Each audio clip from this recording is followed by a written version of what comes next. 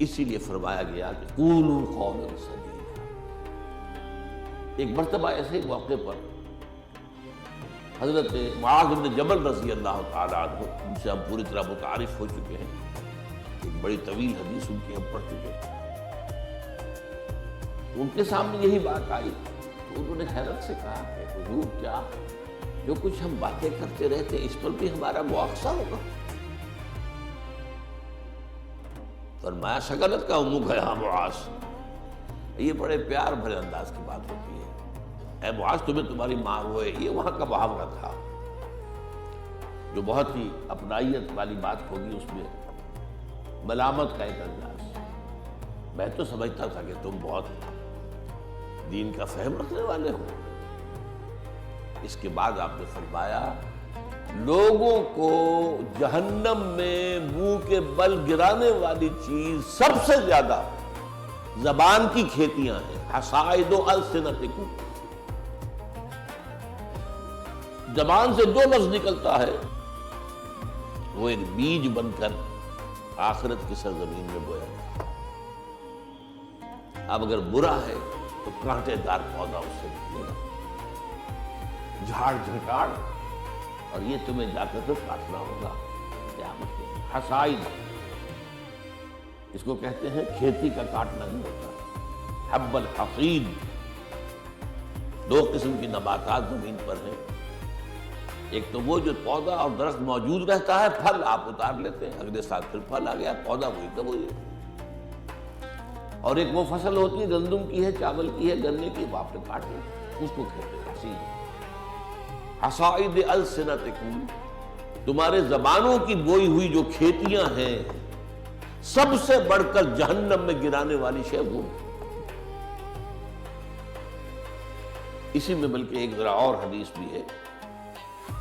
ذرا اس میں حیا کا پہلو مانے ہوتا ہے بیان کرنے میں، اس کی حدیث نبوی ہے، حکمت کا بہت بڑا خزانہ ہے۔ آپ نے فرمایا مسلمانوں مجھے تم دو باتوں کی ضمانت دے دو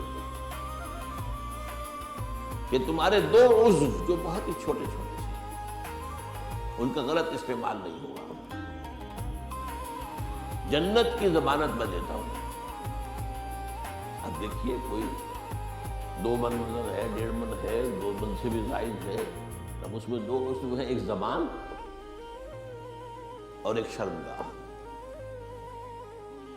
ان 2 کی ضمانت مجھے دے دو کہ ان کا غلط استعمال نہیں ہوگا۔ باقی پورا جسم جو ہے، اس کی جو بھی حرکات و سکنات ہیں، ان کی گویا کہ میں ضمانت دیتا ہوں کہ اول تو وہ ٹھیک ہی ہو جائیں گے، غلط کام کریں گے نہیں۔ جیسے کہ ابھی آیت میں ہم نے دیکھا یا ایھا الذین آمنوا اتقوا اللہ وقولوا قولا سدیدا یصلح لکم اعمالکم، یہ کلام جو ہے شرطیہ ہے، اگر تم یہ کرو گے تو اللہ تعالیٰ تمہارے سارے اعمال درست کر دے گا، ویغفر لکم ذنوبکم، اور کبھی اگر خطا بھی ہو جاتی ہے انسان سے، ظاہر بات ہے الانسان مرکب من النسیان والخطا، تو اللہ معاف کر دے گا۔ یہ فلسفہ ہے دین کا، آپ کا رخ جو ہے سیدھا ہے، آپ صراط مستقیم پر چل رہے ہیں، یہ چلنے میں کہیں پاؤں پھسل گیا، گر گئے، پھر فوراً اٹھے پھر چلے تو اللہ معاف فرماتا ہے۔ لیکن زندگی کا رخ ہی ٹیڑھا ہو گیا، اب تو معاملہ بالکل برعکس ہو گیا،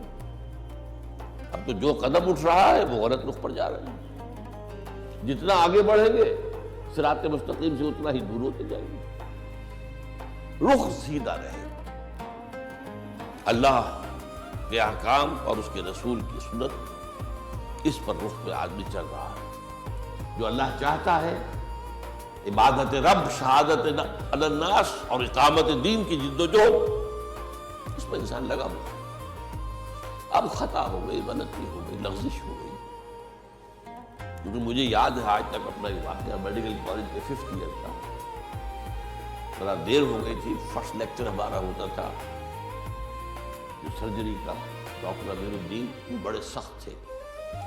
5 منٹ کی مہلت دیا کرتے تھے، اس کے بعد دروازے بند، اس کے بعد آپ آئیں گے تو پھر آپ داخل نہیں ہو سکتے۔ تو میں تیز چل رہا تھا، بارش ہوئی تھی، سائیکل پر تھا،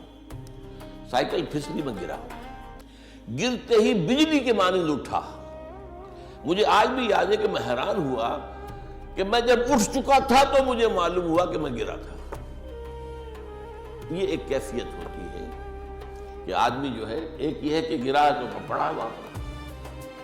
تو ایک تو یہ ہے کہ گناہ کے اوپر ڈیرا لگا لیا جائے، ایک یہ ہے کہ گناہ ہوئے فوراً اٹھے، جس کو سورہ نساء میں کہا گیا ہے ثم یتوبون من قریب، فوری طور پر اگر توبہ کر لے تو اللہ تعالیٰ لازم ہے، انما التوبۃ علی اللہ للذین یعملون السیئات ثم یتوبون من قریب۔ کوئی گناہ تو ہو گیا، خطا تو ہو گئی، فوراً توبہ کر لے، اللہ تعالیٰ صاف کر دے گا۔ اللہ نے اپنے ذمے لیا ہے، اپنے اوپر لازم کر لیا ہے۔ تو اس اعتبار سے حضور نے فرمایا کہ یہ دو اعضاء ہیں، ان کی ضمانت مجھے دے دو، ان کا استعمال غلط نہیں ہوگا تو جنت کی ضمانت مجھ سے نہیں ہوگی۔